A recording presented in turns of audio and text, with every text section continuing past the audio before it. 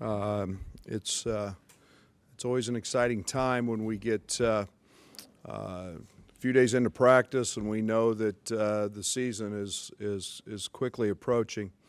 As I made a statement a few weeks ago in regards to situation that was that had transpired in college basketball, as many of you know, and I know nothing else other than what you've read.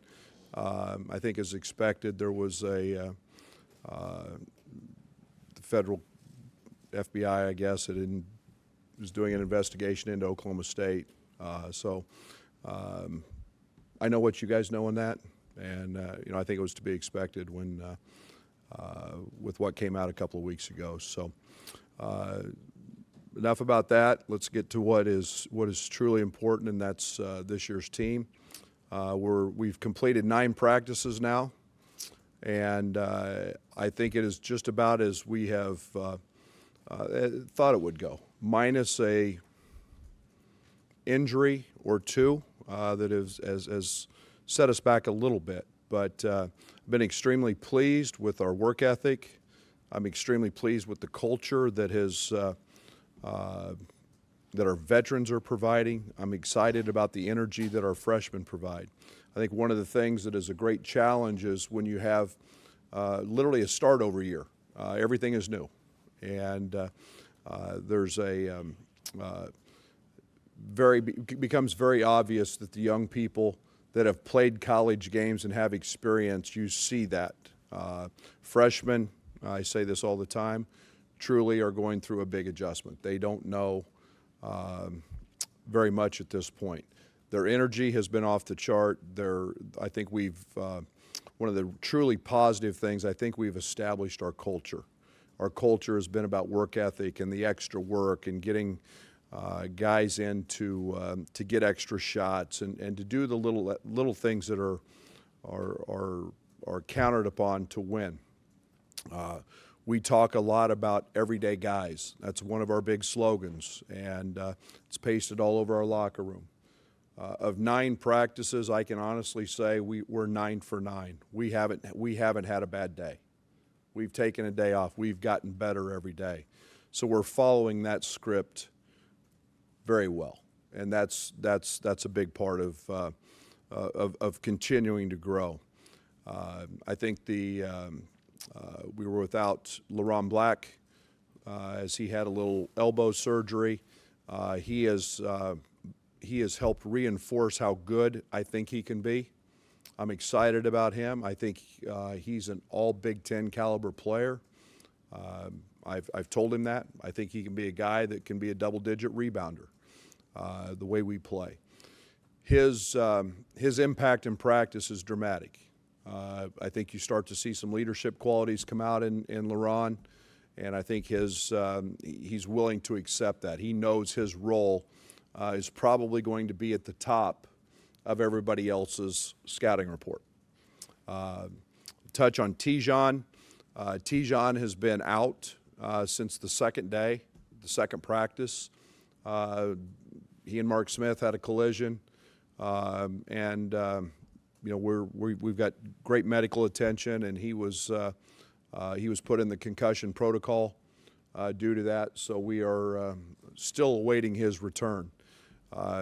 One thing that's been bad because we need Tijon to be our guy and our quarterback and help lead us. He's got game experience.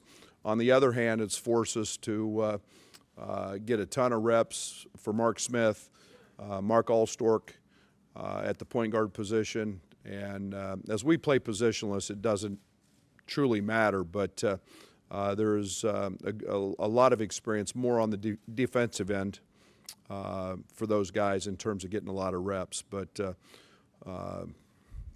we're at the mercy of him passing his base test for his concussion, and hopefully that's sooner than later. I've loved our energy from our freshmen. There's a steep learning curve for freshmen. And every single day they've gotten better and are asking the right questions. Those are the things that I think are truly important, along with their effort has been off the charts. So all we try to do is be better today than we were yesterday. We're getting to a point now where we're starting to work on some different things other than offense and defense, in terms of zone offense, in terms of out-of-bounds plays, in terms of putting baseline out-of-bounds plays in, some mixing up our defenses a little bit. So width addition can sometimes slow some things down a little bit, but that's part of the process. And as we get closer to about a month before the game, we're about where we want to be in terms of adding things. So I feel really good, and that's important. I like this group, and I like the way that the diversity of this team's kind of fallen into places. Questions? You mentioned everything is new. You only have 5 returners from last year. Given that everything is new, is that less of a factor that you only have 5 returners since it's new for everybody? Yes and no. I think the one thing that I put tremendous value on experience, and it's very evident to know there's a base on especially on the defensive end, of how they want to play. You can tell the veterans have that. So there's an understanding, there's a level of understanding. When we talk about playing player X or player Y from a different university, they can back that up because they know. And they can help Greg say what it's going to be like to face this, or Mark to face this. So even though there's a newness in the X's and O's and the particulars, there's still tremendous value in their leadership and their experiences, and that's something that we want to rely on those guys. Tijon's been out, but he's been an assistant coach on the sideline, talking to these guys all the time about those experiences. So everybody's learning a new system, but there's tremendous value in it. I should also mention, we talk a lot about the style we play. Guys have really bought into that. I've been very pleased. We've had some unbelievable segments in practice in transition and running. We did a little segment yesterday. We had limited possessions, and it was very controlled with only 2 possessions. We scored a number of times under 7 seconds, which we chart. Maybe that means our transition defense is bad, but I was very pleased. And the one thing I am very pleased with is we're playing extremely unselfish. Guys are moving the ball and sharing the ball, and so they're buying into that. And the defensive end, we're probably ahead defensively of where we are offensively, but I'll take that every single day of the week. Defensive chemistry, in my opinion, is the hardest thing to develop and stay consistent with. Where would you say they are in terms of learning that transition? Just, you said the team's kind of where you wanted them to be, but in terms of the details of getting that transition down, sounds like you're happy with it, but how much farther? Yeah, now I'm a whole part whole guy. So we teach the whole, then we start breaking it down, and then we try to get back to it. We've broke it down. We went back to the whole yesterday. We saw some improvement. Now we've got to go back, and we've got to figure out how to handle different types of ball screen coverages, for example, in transition. We've got to refine those things. There's going to be a heavy dose of that today. We've played very basic in our half-court offense, so we'll start teaching more about situations and the way things do, the way opponents could handle us. That being said, that's a process. It doesn't take. It takes time. It doesn't happen overnight. But I'm pleased. I think this group is trying really hard. If they don't understand, they're asking to watch tape. They want to see film of our teams in the past, how they've done certain things. So it's been really positive. I think we're 30-40% efficiency. Coach is never going to be pleased, but we're grasping the right things, and that's what I'm looking for. What's the challenge of teaching them the shot in 7 seconds? I'm sure they all think that's a great idea. What's the toughest challenge of getting that going, taking a shot in 7 seconds? Well, it starts on the defensive end. And again, a lot of our 7-second opportunities come because of what we do defensively. And yet it's shots missed, securing a rebound. That's one. The second thing is we have a defined system there in what we do. And the third thing is just running. And, making decisions when you play fast isn't easy because you have things move at a much quicker pace, both offensively and defensively. And then I think we're still trying to identify with what shot we want. Threes, layups, and free throws. And I thought we made great strides yesterday in not shooting contested threes, starting to drive the ball. This team's mindset of getting to the foul line, we harp on that every day. It's something that's we want to do. We want to be at the free throw line 30 times a game if we can get there or more.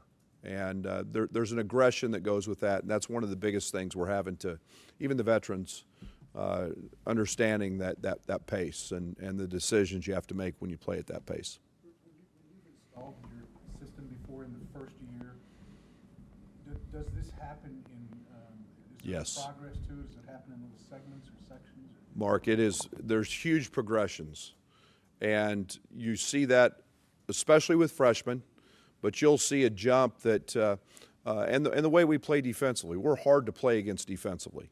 I'm not going to bail our team out by playing and letting them have things easy. It's just not who I am. So they're going to have to learn to play offense against our defense. But I think there's tremendous progressions that happen.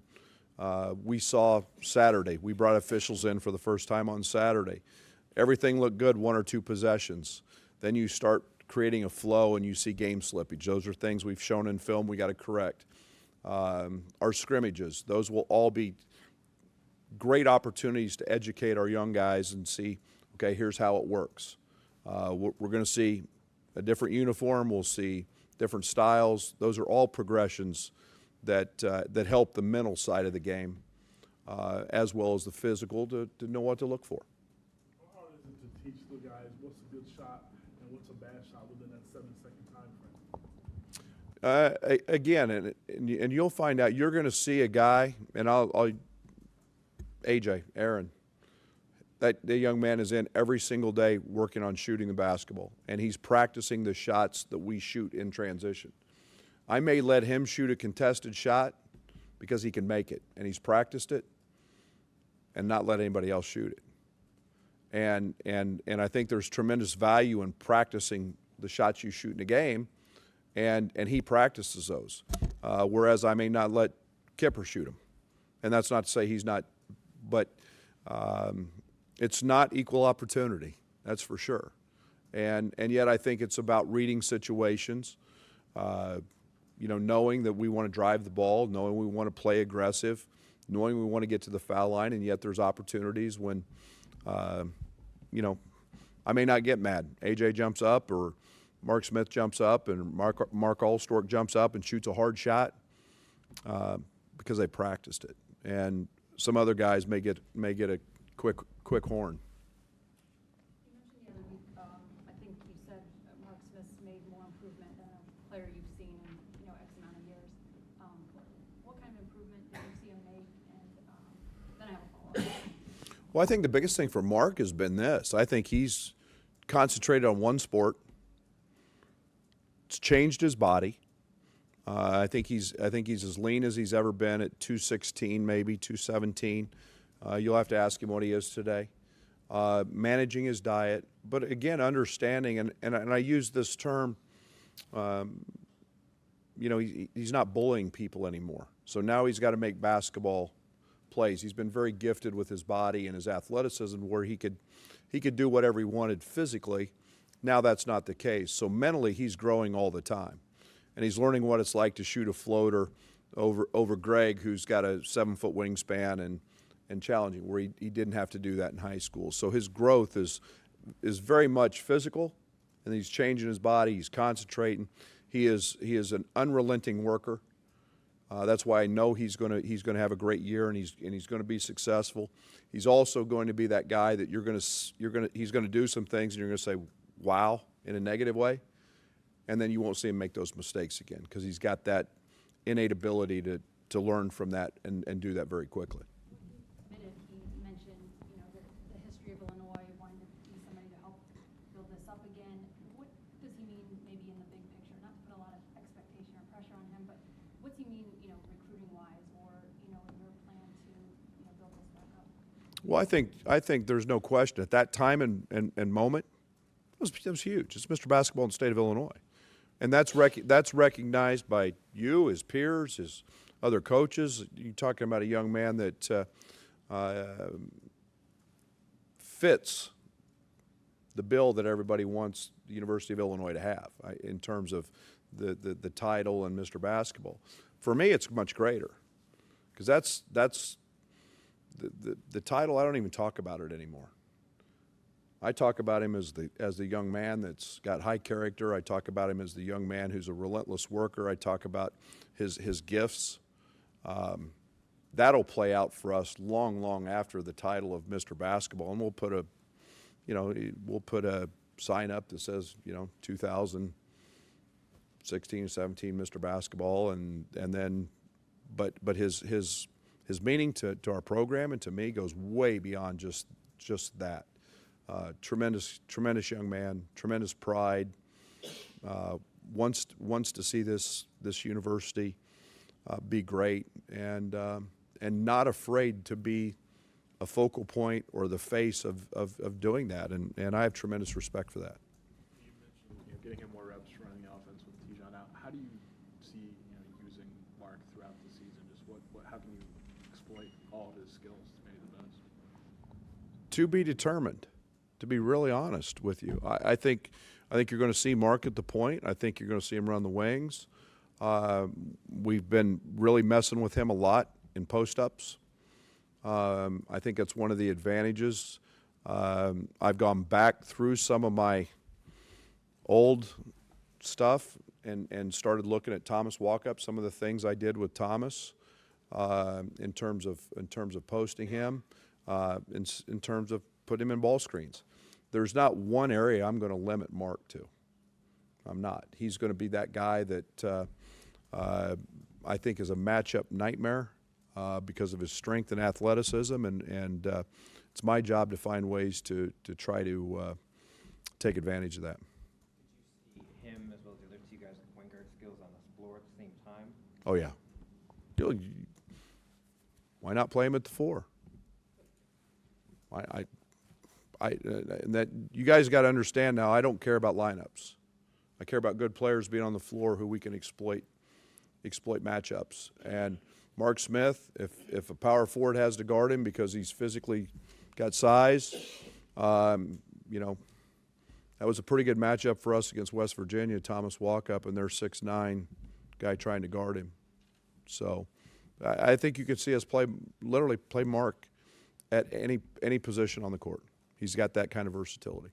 Coach, I talked a lot about Trent and Mark as those highlight freshman guards. Now you have DeMonte out there. What have you seen from him, and what kind of expectation do you expect him to make? Through 9 practices, if I have a surprise, it's him. Only because I didn't have a base to judge him on throughout the spring and the summer due to his injury. Terrific feel. He's got a lot of what it is, whatever that is, the it factor, that's just natural. It's instinctive. It's comfortable for him. He's a great passer. The game is played at a pace for DeMonte already that is casual.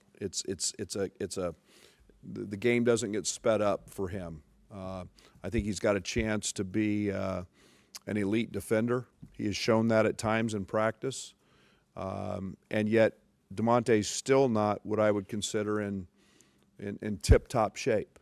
You're talking about a guy that lost 8 weeks of summer workouts and a guy that didn't participate at all this spring, literally in anything at home because of his knee. So he's playing catch up, but has been very, very good at really a multitude of positions. I think his versatility is such that he can guard a lot of different people. Great length, great hands. Do you remember Frankie? What do you remember of Frankie? Oh, yes. How did they, without comparing his game, do you see some of Frankie in him?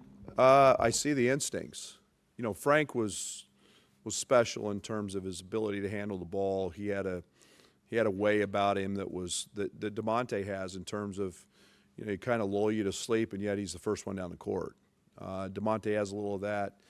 DeMonte I think is a more explosive jumper. He gets off the ground. He's still finding comfort in that and confidence in that. But on the defensive side, I don't remember that much about his dad, but this one's got a chance to be elite. And but the feel, the passing, he throws some passes that, you know, he sees and not many other people see what his vision was there. Right, you talked about layups, three-pointers, and free throws being what you want. Does that mean mid-range jumpers and shooting game is not as much of part of your system? More in the half court. We'll shoot those in the half court. You'll see us shoot a lot of 15-foot jump shots based on how different people handle some of our situations.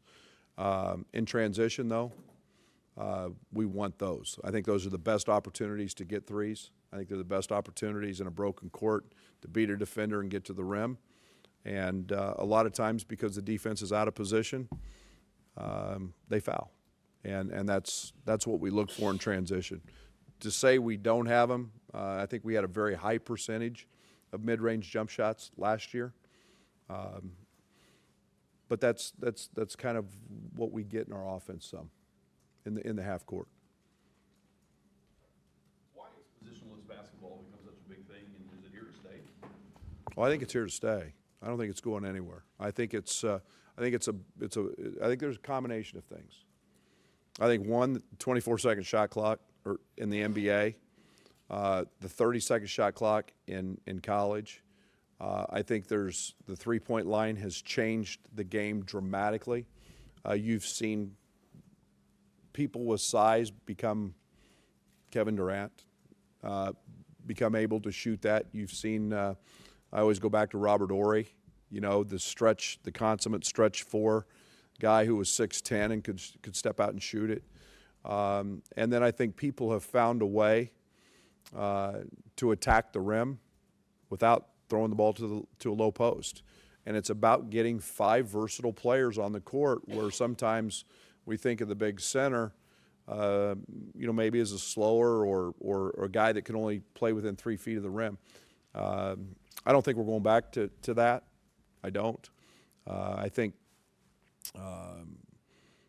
multiple ball handlers, guys who can all play in pick and rolls, guys who can all pass, dribble and shoot. I think that's here to stay, and I think it's one I've enjoyed. That's why I don't get consumed with having a true center or true size. Let's teach them all to do that. Coach, I've heard you say before that you think you could surprise people. Preseason magazines have Illinois picked 10th and down. I mean, what's your opinion on that? I don't know. I haven't read them. Never read them. Is that where they have us? I've seen some as 12 and 13. Good. I got something to go to practice with today. Didn't know that. You know what?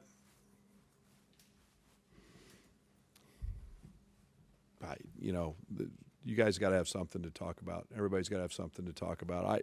All I know is I got Southern coming up on the 10th, and I think this team's better than that. I think we're a team that is going to play hard, and when you play hard, you do it for 30-some nights a year. You're going to win your fair share of games. You know, most of the people that predict those things aren't guys that ever played the game themselves and know what it takes to improve and get better. But I understand. You know, you lose Malcolm, you lose Maverick, you lose a group of seniors who went to the postseason. you got a new coach. It's pretty easy to do that. 4 straight non-NCAA tournament appearances. That's easy. That doesn't take a whole lot of intellect really to make that pick. But we'll use it as a motivational tool for sure. I realize you're only at Oklahoma State for a year, but does the beginning of each season, is there any difference to season after season? I'm a kid in a candy store at the start of every season. I love it. And it doesn't matter, literally, if I was coaching 7th graders. I'm excited. I relish and love the opportunity to put pieces of a puzzle together and see how they fit. And to me, there's nothing I enjoy more. I love going to practice. Unfortunately, we have to play games. I love going to practice and helping young people get better. And so the start of the season, the first 3 weeks is so much fun because it's fun to see a guy like Greg who is relatively young in his basketball days all of a sudden grasp something and go block a shot off the backboard yesterday, and that's exactly what we've been talking about. And to see that level of excitement and to see Mark Smith, make a play that we've been that's what I'm about. All I am is a teacher. And the start of this time of year is when you mold the clay, and I truly love that. 9 practices in, how, I guess, have the freshman class been adjusting to the schedule of a college preseason, maybe compared to a high school preseason? I think pretty well. I think it's the hardest thing, and it's one of the things that our staff pays attention to a great deal. We just went from 2 hours of on-court basketball and 8 hours total preseason to now 20 hours. Huge jump in time management. I think it's one of the things that athletes have to understand. It doesn't get easier the longer as the year moves forward. It gets harder. We haven't traveled yet. We haven't played a game yet. True fatigue's not set in yet. Those are all things that our antenna's up very high on. And we've got our staff. Our players meet with each staff member every week. We talk about those things. We pay very close attention to off-the-court issues, academics, guys showing up late, because all of that becomes a big part of what happens on the court.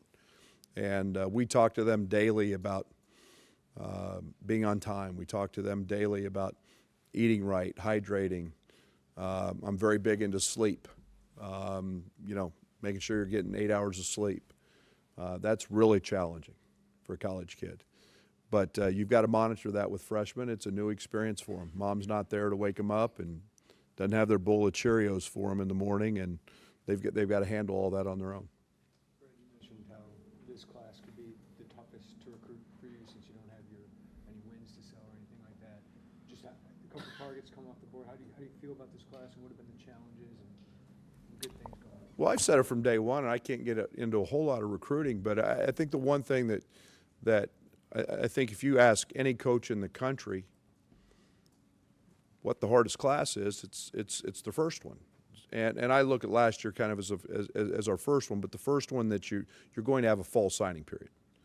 And there's a lot of things. I mean, we're selling dreams, not reality, in terms of we show them film. We're behind in some relationships. That's huge. You have unknowns on your roster. And yet the way recruits or their families may look at it is completely different. Basketball, it's an instantaneous world. Kids want to play as a freshman. We knew there was going to be some difficulties. It's not a shock. We knew there was going to be some speed bumps. But I love the guys we're involved with. And reality is we have 3 scholarships, and we don't lose anybody. Mark Allstork is it. And we left 2 scholarships open. So you got to think of it from the other side of the perspective. Where are they coming in and how they fit? And the guys that we've all recruited we're very positive that they can come in and play, or we wouldn't have recruited them. But they've got to think that as well. So I know one thing. We've got the 11th ranked program in the history of college basketball. We've got an unbelievable facility, an unbelievable program, unbelievable fan base, and a university that sells itself. And that block I is going to be a common theme, not only throughout the state, but in the basketball world in terms of people seeing it. And we're going to attract guys that fit who we are. But yeah, I don't want to say it was a complete shock what's gone on. It's not. It's a challenge this first year, but we like where we're at. Media Day is always about the positives, looking for, what are your question marks going into the season? Things that you're going to have to overcome, maybe from a personnel standpoint, or just in general? Well, I think I don't know yet personnel-wise. That's one. Mark Allstork averaged, I don't know, what did he average, 19-something a game last year? Is there another double-digit scorer on our roster? I don't think so. And so, you know, how do guys step into new roles? So you talk, there's one right there. I think more importantly, I think points and rebounds are easy to get. I do. I don't think they're hard. I think we'll figure out ways to get guys to step up and score points. You know, replacing Malcolm's 18, 19 a game, we'll have enough guys that will replace that. It usually works out that way. I'm more concerned with who becomes our consistent leader, who's willing to step into that role. You know, will this group handle adversity the first time it hits them? How will they handle that? And again, that falls back on leadership. I think you get beyond those two things, it won't matter. If we don't have those things that guys want to play for each other and be accountable, and the leadership step forward, I think we've made huge strides in that area. But you know, along with the roster piece, you know, somebody's always got to want to be at the top of the opponent's scouting report. And that's the way I look at it. Who are those guys going to be? LaRon? Sure. Michael Finke? Probably. Mark Allstork, because he's done it and been there? Yeah. So how do those guys handle that? Then it allows me as a coach from the tactical side to start doing some things. But is it going to be AJ? Who is it? I don't know. So we've got to figure those things out, and that's part of the process as we play through some of these scrimmages and practices. You mentioned leadership. Michael Finke probably has as much experience. Been great. At least here. How's his leadership? Been great. Been as consistent as anybody we've had day to day. Again, I'm excited about him. He fits our system extremely well. I think Michael's going to have a great year. I think he's going to have a big year. I think he's going to have some nights that he's going to have some exceptional nights. I think he's a hard guard and arguably might be our best perimeter shooter or one of them. So I'm excited about him. Mark Allstork, I know he hasn't been here as long as everybody else, but obviously you get him to produce a lot. I mean, just how do you feel about that? Just a couple months in. Mark's an unbelievable competitor. That has been a big surprise. And I say that not in you look at a guy that's come in and scored a lot of points, and you think that there could be some selfish tendencies there because he shot a lot of balls. He's not. He's an unbelievable competitor. He's a very, very good passer. He's a guy that is a much better defender. He's very quick twitch. He's got great size. He's been some of the things I wasn't sure about. He's been a lot better at. He's a guy that's going to play a lot of positions as well. I think we can put him in ball screens. I think he's a guy we can rip off some screens. He makes open shots. He's got a unique talent in making challenge shots. He's had to do that in the past. And then he's a guy that gets to the foul line, which I truly love. And so, you know, I think his first 3 or 4 practices were just okay. as he fit in, and then he's really stepped up his level of play on both ends of the court as he's gotten a little more comfortable with really everything. And again, you're talking about a young man who wasn't here, so he was behind even the freshmen coming in here in the fall. Speaking of passing as a skill you weren't expecting, maybe the other day when we were at practice, I saw Matisse make a really great post-entry pass from the wing. Was that a fluke, or is that part of his skill set that we can expect? No, Matisse is extremely skilled. He's extremely gifted at 6'8", 6'9". He handles the ball very well. He's extremely fast. He's a guy that I think you can expect to see play on the perimeter more than on the interior. Very good catch and shoot guy. He's got great range. But he and DeMonte might possibly be our two best passers. He threw an instinctive pass yesterday or 2 days ago that probably he and DeMonte were the only two that just kind of, okay, how do you see that? And yet he does that all the time, and he sees the game. He's got a very, very high basketball IQ. Again, his biggest challenge is just right now getting. I feel bad for him certain days because he's got to go against LaRon, and LaRon's only got one speed, and that's fifth gear, and there's a physicality that LaRon plays with that Matisse is has some struggles with, but been really pleased with him to this point because he is extremely skilled. Is it too soon to prognosticate where he might fit in the rotation? Yes. That is for anybody, not just him.